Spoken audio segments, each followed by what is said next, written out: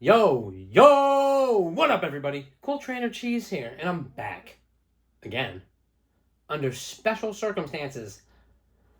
Wanted to come back and make a fun video, a video that I typically don't make. Cheese's investment time video. There's a lot of weird stuff happening in this hobby right now, including people charging a lot of money for information that we can all have for free. So here we are. I really would love to get into all this. It's all scribble-scrabble to y'all, and it works up here. So we're going to get into it. I would just like to say that, hi, everybody. I love y'all. I appreciate y'all. I have thought about making some more YouTube videos. I want to do a black and white 1 and 2 playthrough, because I do like the video games.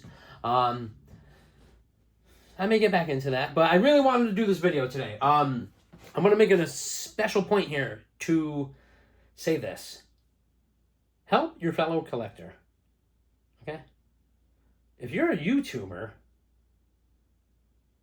and you charge people for this information, investor information, based on your fantastic following, you're lame. You should be making a series out of that because you're a YouTuber and that's what you do. And there's thousands of investment videos on this platform. So I just want to start with that. You don't have to listen to anything I say. But please, don't pay for this information. Get this information for free on YouTube or anywhere else. We're going to get into all that. So I want to get into this. I love y'all. I appreciate y'all. This may be the only type of video like this that I do. I may do another one. We'll see. I really just wanted to do this for people that are considering paying for information. Don't do it. I'm going to give you guys some free game right now. All right? Hope everybody's been well. I hope you've been good. I hope you've been well. Let's get into it, okay? I'm just going to talk about a bunch of stuff. I don't know if you can see this on the screen or not. And if you can't, it's probably not legible anyway. So, but we're going to get into that. Buy what you love. All right? We're going to get into that. First and foremost, you always buy things that you genuinely like. Don't buy things that people are telling you to buy. Most people I know that have made some money in this hobby originally bought things that were cheap, that nobody cared about, and they loved them. Myself included. Best to do that. Okay, next. Sealed always wins. Graded cards, which we're not really going to get into today. Graded card market is too volatile. It's way too unpredictable. I just don't know what to make of that market. So we're not going to really talk about graded cards necessarily. But sealed items are always a good investment. You know why? Because cards are all over the place. And pops only go up. Sealed only goes down. Certainly ain't printing any more Skyridge. So we're going to get into the next thing. Investor bros and their awful advice. Okay, here we go. You ready for this one? All these investor bros, right? You want to watch videos and you want to get this information, correct? Unfortunately, there's a lot of these people who are influenced by their own greed, where they're not telling you the right information. I don't want to say right information because I don't think there's really any wrongdoing here. You can throw a dart at the wall and buy anything and it goes up, apparently. So, whatever. But investor bros and their terrible advice, or their awful advice. So this is one thing I'm going to point out specifically. Specifically, one thing that I notice that a lot of these people do is, let's use like a current example. So I looked up some investor videos before I even recorded any of this. A lot of investor dudes are telling you to buy Scarlet and Violet boxes, which isn't a bad idea. And I'll get into that in a bit. However, what they're telling you not to buy are Sword and Shield boxes. That's terrible advice. That's bad advice. Here's the common thing that these people are doing. They're telling you to buy this because it's such a great price point, right? And don't buy this. Why are they saying that? They're saying, don't buy this. I'm buying it right now. I want to get it cheap, and then I'm going to make a video when I have it all, and then I'm going to tell you how much you should buy that. You see the pattern here? So, a lot of greed happening there. They're not even telling you correct information because they want to divert you to go buy some other shit so they can buy things. Again, buy what you love. Buy things that you like so that you don't get persuaded to go off of the rails. So, there's that. I don't know if you can see, it's all caps, baby. All caps when you say the man name. Never pay for this information. Never, ever pay for this information. Okay? I know there's tons of people that do this. For all I know, somebody's going to take all the shit I say and then charge somebody for it. That's awful. And if you do that, I can't really stop you. But You're a sleazy person, so just don't charge for it. If you're a YouTuber, you should be making this content for free, putting it out there, bro. Like, that's the whole point of what you do. Dumb. Next, where can you get this information? YouTube, X, Instagram, TikTok, anywhere, basically. Everybody who's in Pokemon right now, it wants to be the next influencer. They want to be the next guy, or the next lady, or the next whatever. Okay, everybody's loved here. Whatever you're trying to be, you're also making the same content as everybody else. So you're going to see the tons of investor content, tons of openings, tons of this and that. You could gather so much information just by watching these things. You don't need to pay for this information. Let's get into the next things. TCG Player Sold Graph. They have the graph that shows you the pattern, the sales patterns on TCG Player. Some of that stuff is shilled and bought out, and there's a lot of variables there, but that information is available for free. So if anybody goes, I gathered this information, I showed you all, and I'm charging you all a lot of money for this course, but I gathered all this information, they took that shit from TCG Player for free. eBay last sold as well. Auction last sold, okay? You got to follow all the avenues. You know, if you just buy on TCG Player, you just buy on eBay, you can't just look there. You got to look everywhere, even if you don't fuck with the auction houses or anything. You really got to pay attention to all these things. So those are good avenues to search. Instagram pages, TikTok, X, etc. All these things, I told you, all these guys are making investor content. You know what they're also doing? Posting last solds. Oh, look at this pattern. Look at these cards. These are down from a month ago, whatever. Those pages are everywhere. You can find those everywhere. People are just screenshotting other pages shit and posting on their dummy page. So that information is everywhere. You can get it anywhere. So that's very available. Let's move on to the next thing. Again, this may not be the longest of videos, but I just wanted to cover some ground with the homies. So what to look out for. This is what you got to look out for. This is what you want to pay attention to when you are buying, selling, whatever. An inevitable uptick. Now, this is caused by two variables. I flipped everybody off. I'm so sorry. I didn't mean to do that, guys. There's two of these things, right? So there's shilling, right? There's shilling, the hype, the fucking meme, whatever. All that foggy shit there, and you don't really see what's happening for real. Those are cards that you, unless you like those cards, I wouldn't really touch those. However, what I would touch for cards, alt arts, TG, illustration rares, SIRs, those are an inevitable uptick because they're chase cards that are really nice. Full arts are a pretty good chase for like the mid era and all that.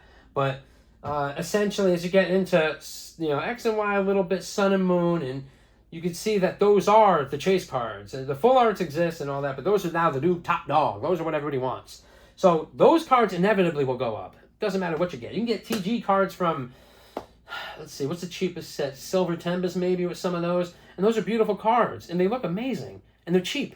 And they're probably not going to be cheap forever because they're, the illustration type cards. They're chases. So inevitable, and they will inevitably go up. You do want those.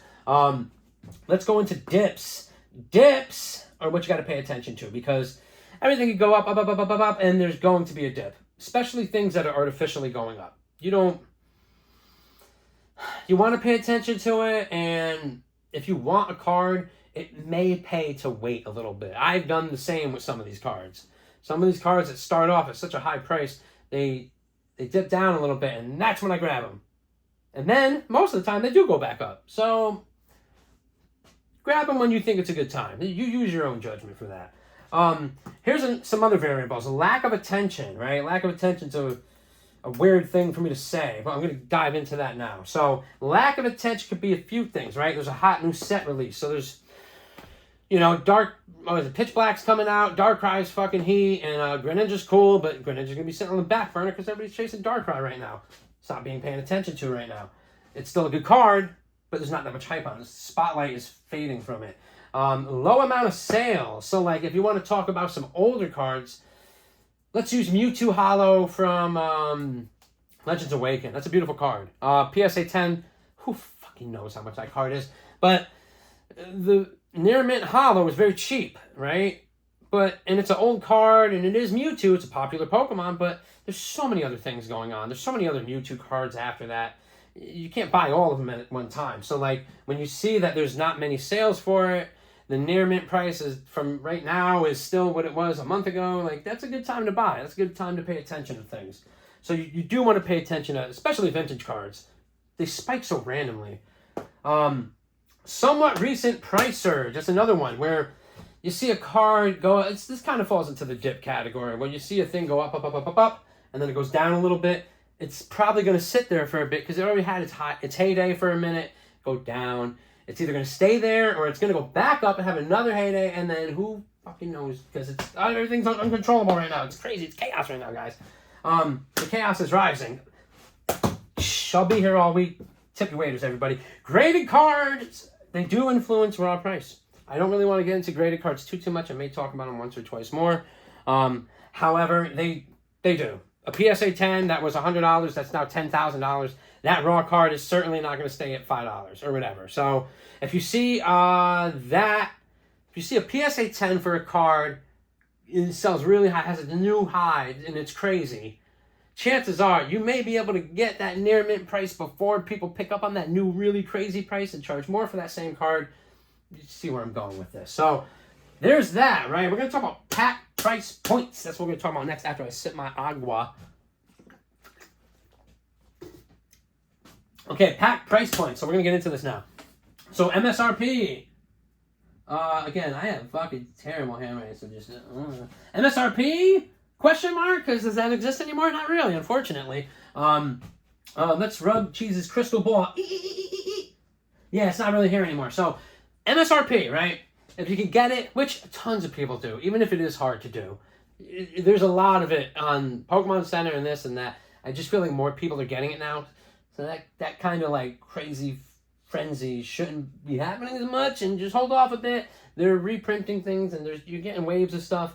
So whatever. So like, if a set, like let's say Perfect Order, oh, this set sucks. You go pick that shit up right now. You go pick up as much of that shit as you can, because it'll never be cheaper. It'll never, ever, ever be cheaper. Oh, it's a terrible set. Bullshit! That's a fire set. What do you mean? Just fucking... I'm gonna try not to cuss too much here. Some jerk told you that it was a bad set. It's got heater cards in it. Don't listen to those people. It's the cheapest it's going to be, so you buy as much as you can. So you usually see like the MSRP price, right? So then you're floating around that like 10-ish, $10 mark, right? So if you go from like MSRP and you kind of float up, I think that's healthy. I think it's the healthiest for a pack price point. Now let's kind of talk about when the packs start at $10. Now we're talking about Prismatic Tromolutions, right?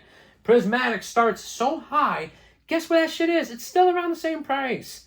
$10 to $15, which is a lot. But you look at something like Hidden Fates, right? Hidden Fates is... When Hidden Fates came out, it was the same deal. It was very popular. You couldn't get it. The price was going up immediately, like $10 a pack or some shit. And it sat there for years, and it has so many sets within the same era that have just surpassed it, like, a lot. So, when you see a price pack start off high, chances are that set's going to sit there for a bit. Not only is it going to sit there for a bit, it's probably widely available because so many people are trying to get their hands on it and resell it and blah, blah, blah. So it's also just sitting everywhere. So you really don't want to get those. So, but if it naturally goes from a lower price point into that, that's good. So you got that $10-ish. I say the next jump typically is about 20, right? It's about 20-ish. You see some packs go into that like 10, 11, 12. They sit at like 15, 18. Some sets just surpass that. I think Evolving Skies is a good example. I think that shit shot up from like 10-ish to 20 immediately. It was very quick. So to me, that's a good price point. I mean, not a good price point. That's a good sign of a price point because it's very popular. And inevitably, it's going to keep going up, especially if it has shit like Evolutions in it. So then you hit that $20-ish mark, right? Typically, the next jump is about $40-ish, right? So when you hit that like $40-ish mark, you know that shit is, that's starting to get too much. Wow, I can't believe it's $40 right now. It's so crazy. It's just like this yesterday. That's when that talk starts. That talk starts, and then it just sits there for a little bit. It just slowly creeps up to $100. Once it hits $100, everybody pays attention again. So realistically, you want to pay attention at those beginning price points. That's what you want. You want those packs to make sure you're getting them at these price points, and you want to make sure that you're buying them when you start seeing that surge into the next price point. You see packs sitting at $10 for 6 months. They start selling for 12, 13. You can't find anything under 12 now. You know it's time to buy before they start inevitably going up more. So there's that. Before I get into what else to buy, I do want to get into the selling thing first. And then we'll finish with what else to buy. I want to make sure my thing's still recording here. It is still recording. We're here. Okay, cool. Hi, everybody. All right, selling. Let's get into that now, right? I'm hitting the shit out of this board right now. Sorry, board. Selling. All right, so if you're new to selling, or you're just new in general, or you're very green to selling, you don't sell often, I'm just going to give you a couple of points here that may help you. Buy low, sell high. Who would have thought, guys?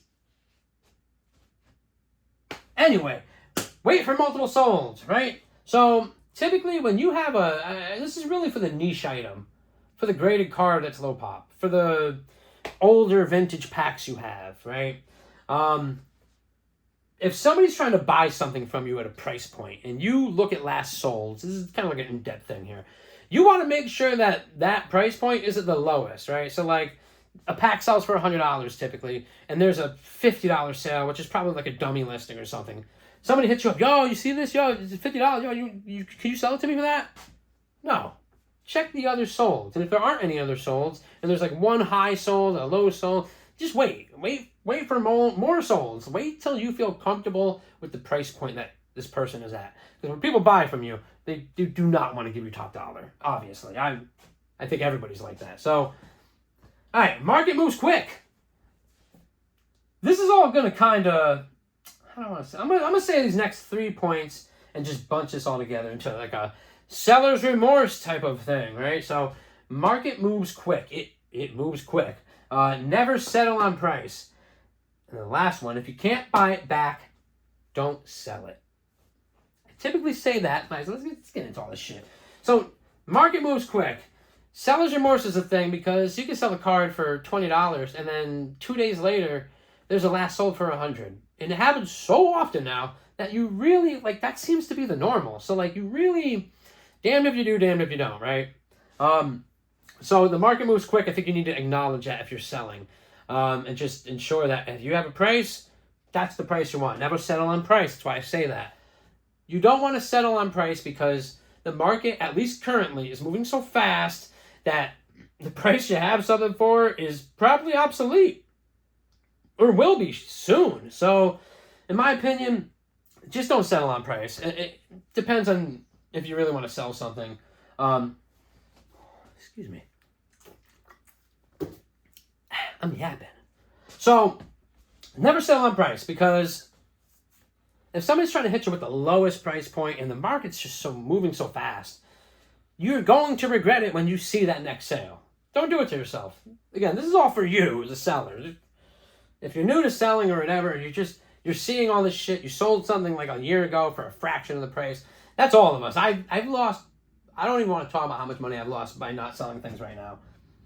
Just part of the game. So if you can't buy it back, don't sell it. The reason why I say that is because people are selling their grails and these really expensive sealed items that they work towards getting and this and that. They're like, yeah, I'll just get it back later.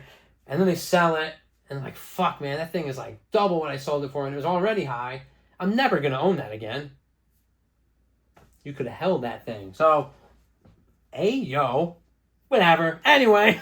All right, so that's kind of just my thing with selling, right? Selling is, the market moves fast. I can tell you a million things and it's obsolete tomorrow. It could, whatever. So selling is just have fun, right? Have fun. Open packs. Do your thing. If you want to do trades, do your trades. Have some fun with it, all right? This is the last point I'm going to bring up, which is what else to buy. I'm actually going to tell you what I think you should buy. This is opinion-based. This is not official advice. But I'm just going to give my opinion on what I think you guys should buy. So, cheap cards and packs, okay? Perfect order. Nobody wants that. You need to buy all of that. Rebel Clash is a fantastic set. Has some really cool cards and it's cheap. Nobody wants it. You buy it, okay? It's older. Vivid Voltage, older. Darkness Ablaze, older. Even if you don't really care for those things. They're older sets that are really cheap. They're cheaper than sets that released yesterday or some shit. So there's that, right? So you want to be cheap. I tell everybody, the The smartest collectors are the cheapest. Buy cheap shit. Buy the cheap hollows and all these cool things that you like. So we're going to get into all that. So, sets with the possibility to hit in the reverse hollow slot. Okay? Sword and Shield era. Great example. You got TG. You get the TG cards. You get a textured card. The Starmie, the fucking Garchomp, and all these beautiful, the Ray, everything. All these beautiful cards. You get that in the reverse slot. That's heat. That's worth it. Scarlet and Violet. Don't need to say that. Ascendant Hero is an amazing set. It's the one set that I don't want to say that you should hype it up, but it's a good set, and it's not. Prismatic it just sucks opening, but Ascended is just fun to open. It's got a lot of good cards. It's a good set. So Mega Evolution as well, that era as well. And all these sets that have these IRs, SIRs, SV has things with God packs like 151. I hate to say it does deserve a bit of that hype because it's just good. They're all good sets. So anything like that, Cosmic Eclipse, the original like trainer gallery type of thing. You want to do that. You want to get those sets. Heart Gold, Soul Silver. If you really want to ball it out, you want to get Heart Gold, Soul Silver. You can get Primes in the reverse slot. You can get the Legend cards in the hollow slot, and then I forget what else. Diamond and Pearl era as well. Shinies in the reverse slot. So like. Those things are great, man. Those are really good, because even if somebody tries to weigh the packs, which is common practice, that sucks, by the way, you still have a shot to get something cool. So those are great. Special sets. All of them. Yeah, Shrouded Fable, I'm looking at you. Buy that. Amazing sets. Mainly whatever the cheapest set is. Whatever special set is the cheapest at the time, you just buy it. You don't get booster boxes of them. There's only ETBs and limited products. Things like Shrouded Fable, the Greninja boxes and stuff got ripped a lot because ETBs weren't even available right at release. It's just so much. So any special set is a W, man. It's a W to buy. So buy all special sets. They're all great. I can't stress that enough. Regular hollows of all eras. There's so many nice cards that are regular hollows. I looked at sets like X and Y sets or Sun and Moon sets. You look at those hollows, like, they're so nice. But, like, in my eyes, I'm like, oh, man, those won't be anything. They're hollows.